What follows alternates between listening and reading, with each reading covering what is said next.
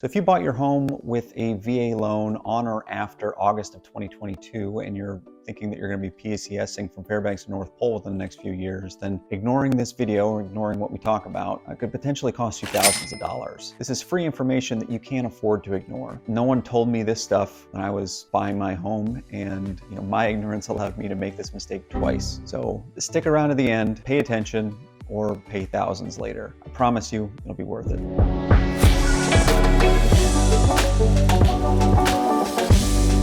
So I mentioned this as a side note on a video I made on why I would buy a home even in this market, but this is a topic that's so important that I thought I would explain it in a little bit more detail in a full video. So refinancing is a hot topic in the real estate world, especially in the real estate financing world. And for those of you that may not know what it is, here are the basic steps to refinancing your home loan. So the first step is that you're essentially getting a whole new loan. Instead of sticking with your current loan, what they'll do is they'll go and find a new lender and you'll apply for a new loan. And that new loan will have its own new terms, likely a new interest rate and a new repayment period, a new monthly payment. The next step as they're closing on that loan and going through the process is that they will pay off the old loan. And once the new loan is completely approved, the money from the new lender is being used to pay off your old loan completely. And this means that you no longer owe any money towards your old loan. And during the whole process, they're going to go through a credit check and approval, just like you did on your original loan. And the new lender is going to check your credit history,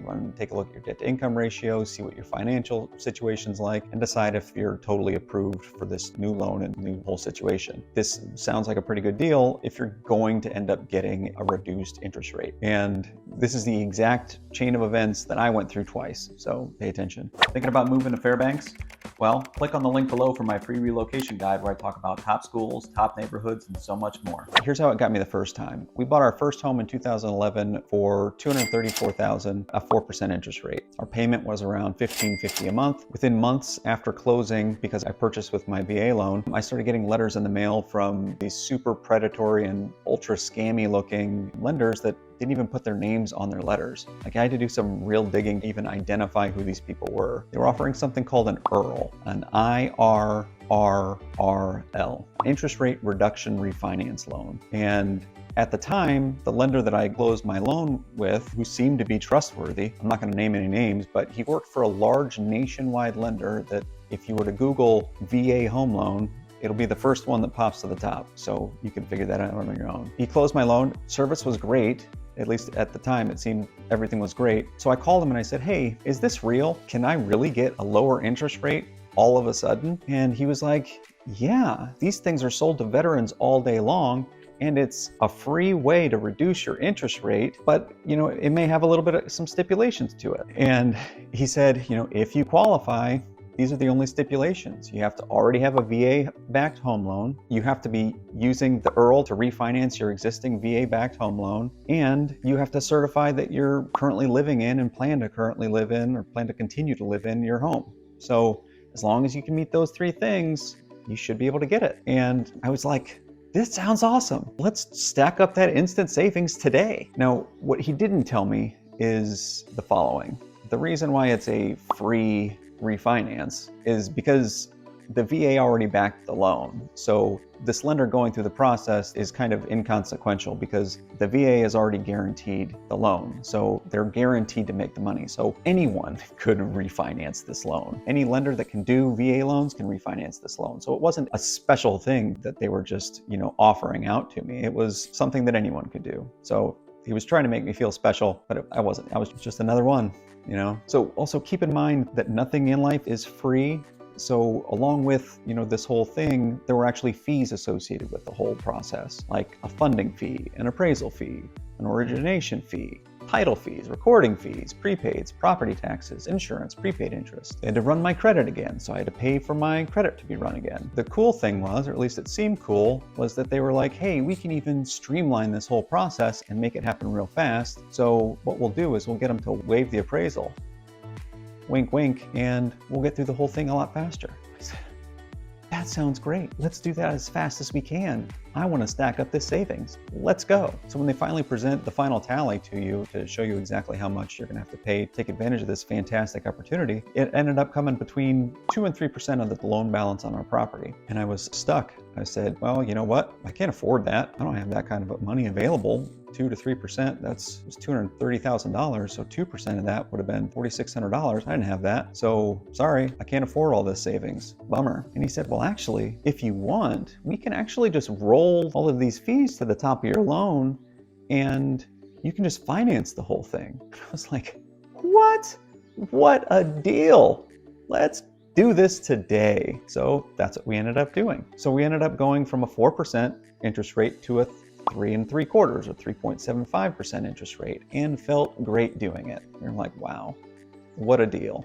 This is amazing. I hope you can sense all of the sarcasm in my voice because now I'm looking back on this with a lot of time and a little bit more experience. But keep in mind, I did this twice. So the second time I was a realtor, so pay attention. So here are the consequences that I didn't realize until I went to go sell my home. And here was the math that I didn't do until years later to figure out that I wasn't really making any savings. So when I refinanced, when I made that decision, my payment dropped about $55 a month. But because I had rolled over all of my fees to the top of my loan because I couldn't afford it out of pocket, and I paid the funding fee, which I had used to originally buy my home in the first place, I ended up refinancing at a much higher balance than when I purchased my home in the first place. So the market value of my home at the time that I purchased it was $234,000. But my mortgage with the funding fee was at $239,000. And after the refinancing, I owed $244,500. But hey, at least I was saving that $55 a month, right?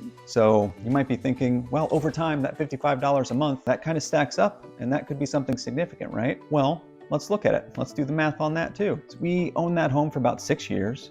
And so $55 a month times 12 months times 6 years is $3,960. Whereas we added another $5,000 to our loan balance, to our mortgage, in the interest of savings. So where was the savings? We certainly didn't see it. And if you've watched any of the videos when I talk about selling our first home, we certainly didn't see any savings in the repair process or anything like that either. So there was no savings to be had. Now, the second time that I refinanced on our second home, the one we're in now, we did things a little bit differently. So I didn't necessarily fall for it a second time. When we refinanced the second time, we didn't finance the closing costs. We didn't finance any of the fees. So our loan balance was actually less than what we had started with, which was great. And we dropped from a 3 3/4 interest rate to a 3.25% interest rate. So we lost half of a point. So we ended up seeing some substantial savings over the life of our loan. And because we're going to be in our home for